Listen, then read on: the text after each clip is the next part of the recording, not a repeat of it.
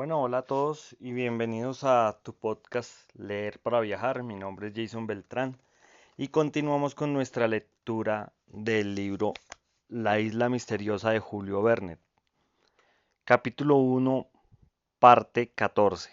Esta parte se titula Se determina la longitud y la latitud de la isla. Al día siguiente, 16 de abril, domingo de Pascua, los colonos salían de las chimeneas al amanecer y procedían al lavado de su ropa interior y a la limpieza de sus vestidos. El ingeniero pensaba hacer jabón cuando hubiera obtenido las materias necesarias para la saponificación, sosa y potasa y grasa o aceite. La cuestión de la renovación del guardarropa debía ser tratada en tiempo y lugares oportunos. En todo caso, los vestidos podían durar aún 6 meses oportunos,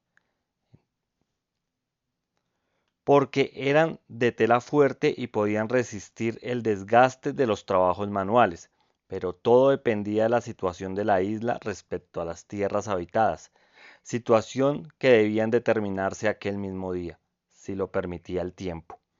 El sol, levantándose sobre un horizonte puro, anunciaba un día magnífico, uno de esos hermosos días de otoño que son como la última despedida de la estación calurosa. Había que completar los elementos de la observación hecha la víspera, midiendo la altura de la meseta de la Gran Vista sobre el nivel del mar. ¿No necesitará usted un instrumento análogo al que le sirvió ayer?, preguntó Helber al ingeniero. No, hijo mío, no, contestó éste. Vamos a proceder de otro modo y de una manera casi tan exacta. Helber, que gustaba de instruirse en todo, siguió al ingeniero, el cual se apartó de pie de la muralla de granito, bajando hasta el extremo de la playa, mientras Pencroff, Nat y el corresponsal se ocupaban en diversos trabajos. Cyrus Smith se había provisto de una especie de pértiga de unos 12 pies de longitud, que había medido con la exactitud posible, comparándola con su propia estatura, cuya altura conocía poco más o menos.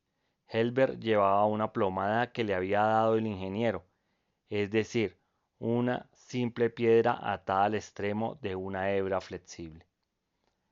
Al llegar a 20 pies del extremo de la playa, a unos 500 pies de la muralla de granito que se levantaba perpendicularmente, Cyrus Smith clavó la pértiga 1 o 2 pies en la arena, calzándola con cuidado, y por medio de la plomada consiguió ponerla perpendicularmente al plano del horizonte.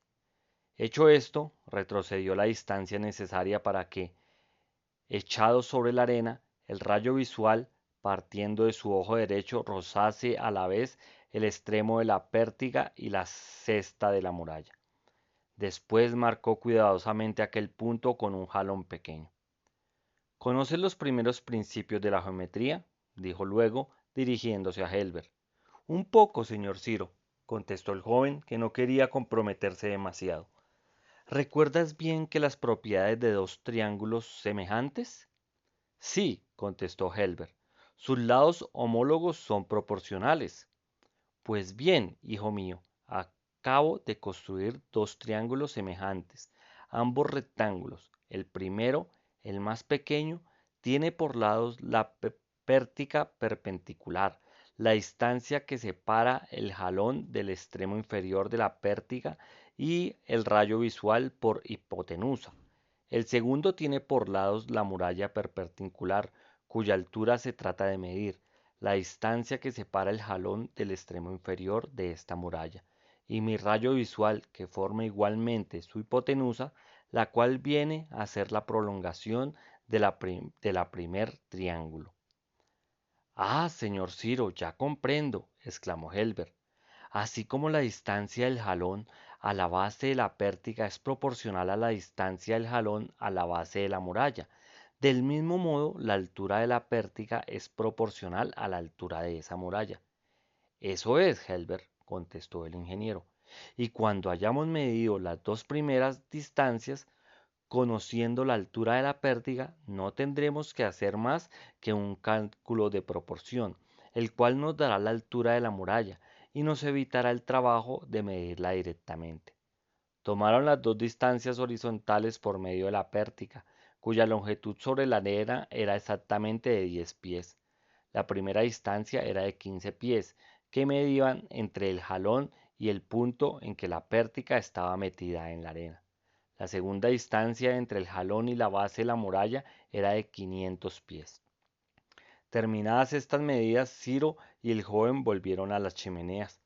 Allí el ingeniero tomó una piedra plana que se había llevado en sus precedentes excursiones, especie de pizarra sobre la cual era fácil trazar números con una almeja, y estableció la proporción siguiente: 15, 500, 10x. 500 por 10 igual 5000. 5000 igual 333,33. 15. Quedó, pues, averiguado que la muralla de granito medía 333 pies de altura. Cyrus Smith tomó entonces el instrumento que había hecho la víspera, y cuyas dos ramas, por su separación, le daban la distancia angular de la estrella alfa al horizonte. Midió exactamente la abertura de aquel ángulo en una circunferencia que dividió en 300 partes iguales. Ahora bien, aquel ángulo era de 10 grados. Luego, la distancia angular total entre el polo y el horizonte, añadiéndose los 27 grados que separan el alfa del polo ártico, y reduciendo al nivel del mar la altura de la meseta, sobre la cual se había hecho la observación, era de 37 grados. Cyrus Smith dedujo que la isla de Lincoln estaba situada en el grado 37 de latitud austral, o teniendo en cuenta, a causa de la imperfección de los instrumentos, un error de 5 grados, debería estar situada entre el paralelo 35 y el 40. Faltaba obtener la longitud para completar las coordenadas de la isla, y esto fue lo que se propuso el ingeniero determinar a las 12 del mismo día, es decir, en el momento en que el sol pasara por el meridiano. Se decidió que aquel domingo se emplearía en un paseo, o más bien en una exploración de aquella parte de la isla situada entre el norte del lago y el golfo de Tiburón, y que, si el tiempo lo permitía, se extendería el reconocimiento hasta la vuelta septentrional del cabo Mandibular Sur. Se almorzarían en las dunas y no regresarían hasta la tarde. A las 8:30 de la mañana la pequeña caravana seguía la orilla del canal. Del otro lado, en el islote de Salvación, muchas aves paseaban. Eran zumorgujos de la especie llamada maneos, que se distinguían perfectamente por su grito desagradable, algo parecido al rebuzno de un asno. Pencroff no las consideraba sino desde el punto de vista comestible, y supo con cierta satisfacción que su carne, aunque negruzca, era bastante apetitosa. Arrastrándose por la arena se podían ver también grandes anfibios, focas, sin duda, que parecían haber elegido el islote como refugio. No era posible examinar a aquellos animales desde el punto de vista alimenticio, porque su carne aceitosa es pésima.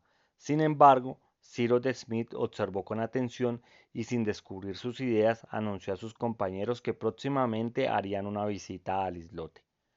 La orilla que seguían los colonos estaba sembrada de innumerables conchas, algunos de los cuales habrían hecho la felicidad de un aficionado a la macología. Había, entre otras, faisanelas, terebrátulas, trigonias, etc. Pero lo que debía ser más útil fue un banco de ostras, descubierto en la baja marea y que Nab señaló entre las rocas, a 4 millas, un poco más o menos, de las chimeneas. Nab no ha perdido el día, dijo Pencroff, observando el banco de ostras que se extendía a larga distancia. Es un feliz descubrimiento, dijo el corresponsal, y si, como se dice, cada ostra pone el año de 50.000 a 60.000 huevos, tendremos una reserva inagotable. Yo creo, sin embargo, que la ostra no es muy nutritiva. No, respondió Cyrus Smith, la ostra contiene muy poca materia azoada, y si un hombre tuviera que alimentarse con ellas exclusivamente, necesitarías por lo menos de 15 a 16 docenas diarias. Bueno, repuso Pencroff, comeremos docenas y docenas antes de agotar el banco. ¿No sería bueno tomar algunas para almorzar?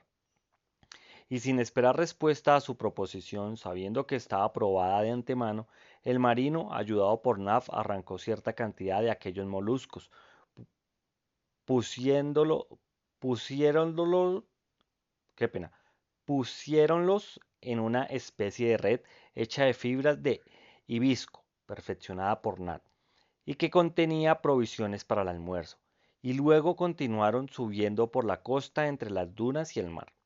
De vez en cuando Smith consultaba su reloj y, a fin de prepararse a tiempo para la observación solar que debía hacerse a las 12, toda aquella parte de la isla era muy árida, hasta la punta que cerraba la bahía de la Unión, y que había recibido el nombre de Cabo Mandibular Sur.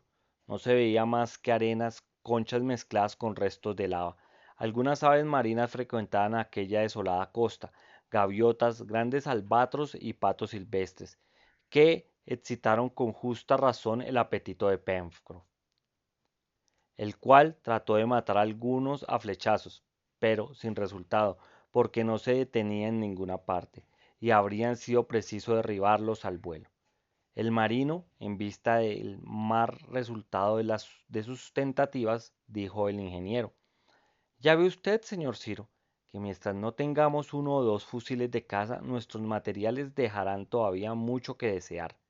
Cierto, Pencroff, contestó el corresponsal, pero eso solo depende de usted. Proporcionémonos hierro para los cañones, acero para las baterías, salitre, carbón y azufre para la pólvora, mercurio y ácido azótico para el fulminante y plomo para las balas, y creo que Ciro nos hará fusiles de primera clase. Oh, dijo el ingeniero, todas estas sustancias se podrían encontrar sin duda en la isla, pero un arma de fuego es un instrumento delicado para el que se necesitasen herramientas de gran precisión. En fin, veremos más adelante.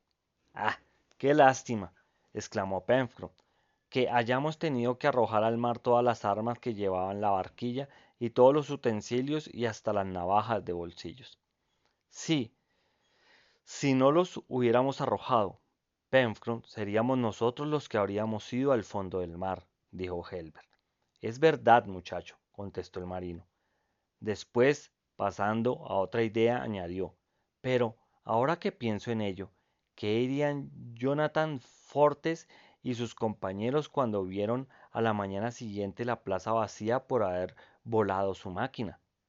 Lo que menos me importa es saber lo que han podido pensar esos señores, dijo el corresponsal. Pero yo fui el que tuvo la idea, repuso Pencroff satisfecho. Magnífica idea, Pencroff, añadió Gédéon Lind. Sin ella no estaríamos donde estamos. Prefiero estar aquí que en manos de los sudistas, exclamó el americano, sobre todo habiendo el señor Ciro teniendo la bondad de acompañarlos. Y yo también lo prefiero, dijo el corresponsal. Por los demás, ¿qué nos falta?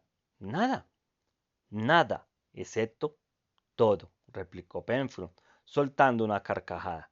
Pero un día u otro ya encontraremos el medio de salir de aquí. Y más pronto quizás de lo que ustedes imaginan, dijo entonces el ingeniero.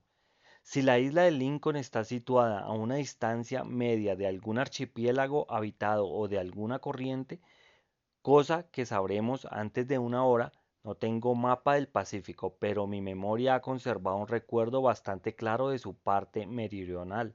La latitud que he obtenido ayer pone a la isla de Lincoln entre Nueva Zelanda al oeste y la costa de Chile al este. Pero entre estas dos tierras la distancia de 6000 millas falta, pues determinar qué punto ocupa la isla de este gran espacio de mar, y esto es lo que nos dirá dentro de poco la longitud, según espero con bastante aproximación. ¿No es el archipiélago de las Pomotou el más próximo a nosotros en latitud?, preguntó Helbert. Sí, contestó el ingeniero, pero la distancia que de él nos separa es mayor de 1200 millas. Y por allí, dijo Nab, que seguía la conversación con gran interés y cuya mano indicaba la dirección del sur. Por allí, nada, contestó Pencroff. Nada, en efecto, añadió el ingeniero. Dígame usted, Ciro, preguntó el corresponsal. ¿Y si la isla de Lincoln se encuentra a nada más de 200 o 300 millas de Nueva Zelanda o Chile? Entonces, contestó el ingeniero, en vez de hacer una casa, haremos un buque y el capitán Pencroff se encargará de dirigirnos. Claro que sí, señor Ciro, exclamó el marino. Estoy preparado a hacerme capitán tan pronto como usted haya encontrado el medio de construir una embarcación capaz de navegar por alta mar. La construiremos, si es necesario, contestó Ciro de Smith. Mientras hablaban aquellos hombres que verdaderamente no dudaban de nada, se acercaba la hora de la observación. Como se compondría Ciro de Smith para averiguar el paso del sol por el meridiano de la isla sin ningún instrumento. Era este el problema que Helber no podía resolver. Los observadores se hallaban entonces a una distancia de 6 millas de las chimeneas, no lejos de aquella parte de las dunas en que habrían encontrado al ingeniero, después de su enigmática salvación. Hicieron alto en aquel sitio y lo prepararon todo para el almuerzo, porque eran las 11:30. Helber fue a buscar agua dulce al arroyo que corría allí cerca, y la trajo en un cántaro del que Nab se había provisto. Durante aquellos preparativos, Ciro de Smith lo dispuso todo para su observación astronómica. Eligió en la playa un sitio despejado que el mar, al retirarse, había nivelado perfectamente. Aquella capa de arena muy fina estaba tersa como un espejo, sin que un grano sobresaliese entre los demás. Poco importa, por otra parte, que fuese horizontal o no, ni tampoco que la varita que Ciro plantó en ella se levantase perpendicularmente. Por el contrario, el ingeniero la inclinó hacia el sur, es decir, del lado opuesto del sol, porque no debe olvidarse que los colonos de la isla de Lincoln, por lo mismo que la isla estaba situada en el hemisferio austral, veían el astro radiante describir su arco diurno por encima del horizonte del norte y no por encima del horizonte del sur. Helber comprendió entonces el procedimiento que iba a emplear el ingeniero para averiguar la culminación del sol, es decir, su paso por el meridiano de la isla, o entre otros términos, el mediodía del lugar. Se saldría de la sombra proyectada sobre la arena por la vara plantada en ella, medio que, a falta de instrumentos, le daría una aproximación conveniente para el resultado que quería obtener. En efecto, cuando aquella sombra llegase al mínimo de su longitud, sería el mediodía preciso, y bastaría seguir el extremo de aquella sombra para recorrer el instante en que, después de haber disminuido sucesivamente, comenzará a prolongarse. Inclinando la vara del lado opuesto al sol, Ciro de Smith alargaba la sombra, y por consiguiente sus modificaciones serían más fáciles de observar. En efecto, cuanto mayor es la aguja de un cuadrante, mejor puede seguirse el movimiento de su punta. La sombra de la vara no era, en efecto, más que la aguja de un cuadrante. Cuando creyó llegado el momento, Smith se arrodilló sobre la arena y por medio de jalones de madera que fijaba en ella, comenzó a apuntar la disminución sucesiva de la sombra de la varita. Sus compañeros, inclinados sobre él, seguían la operación con gran interés. El corresponsal tenía su cronómetro en la mano, pronto a decir la hora que marcarse. Cuando la sombra llegase al medium de longitud, además, como Ciro de Smith operaba el 16 de abril, día en la cual se confunde el tiempo medio y el tiempo verdadero, la hora dada por Gedeon Smith sería la hora verdadera de Washington en aquel momento, la cual simplificaría el cálculo. El sol se inclinaba lentamente, la sombra de la vara iba disminuyendo poco a poco, y cuando pareció a Ciro de Smith que comenzaba a aumentar, preguntó: ¿Qué hora es? Las 5:01, contestó inmediatamente Sleep. No había más que anotar con números la operación, cosa facilísima. Como se ve, había 5 horas de diferencia en números redondos entre Washington y la isla de Lincoln, es decir, que eran las 12 en punto en la isla de Lincoln. Cuando eran las 5 de la tarde en Washington, ahora bien, el Sol en su movimiento aparente alrededor de la Tierra recorre 1 grado cada 4 minutos, o sea 15 grados por hora. 15 grados multiplicado por 5 horas daban 75 grados.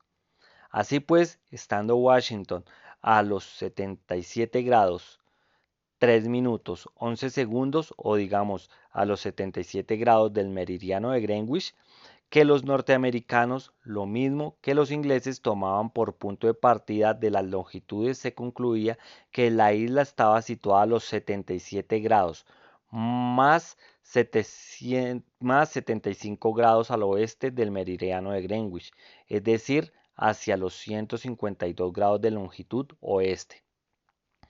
Cyrus Smith anunció este resultado a sus compañeros y, teniendo en cuenta los errores de observación como lo había tenido respecto a la latitud, creyó poder afirmar que la isla de Lincoln debía estar en el grado 35 y el 37 de latitud y el 150 y 155 de longitud oeste del meridiano de Greenwich. El error posible que se atribuía a la observación era, como se ve, de 5 grados en los dos sentidos, que a 60 millas por grado podía dar un error de 300 millas en latitud o en longitud para el cálculo exacto. Pero este error no debía influir en el partido que convenía tomar. Era evidente que la isla de Lincoln se hallaba a tal distancia de toda tierra o archipiélago que no era posible aventurarse en atravesar semejante distancia en una sencilla y frágil canoa. En efecto, los cálculos la situaban por lo menos a 1200 millas de Tahití y de la isla del archipiélago de Pomotu, a más de 1800 millas de Nueva Zelanda y a más de 4500 de la costa americana. Y cuando Cyrus Smith consultaba su memoria, no recordaba en modo alguno una isla que ocupara en aquella parte del Pacífico la situación señalada de la isla de Lincoln. Bueno, amigos, hasta aquí el capítulo 14, en la parte 14 del capítulo 1. Más adelante continuaremos con esta historia que está interesante. Vamos a ver en qué parte del planeta están situados. Entonces, continuaremos después con la parte 15. Gracias por escucharme.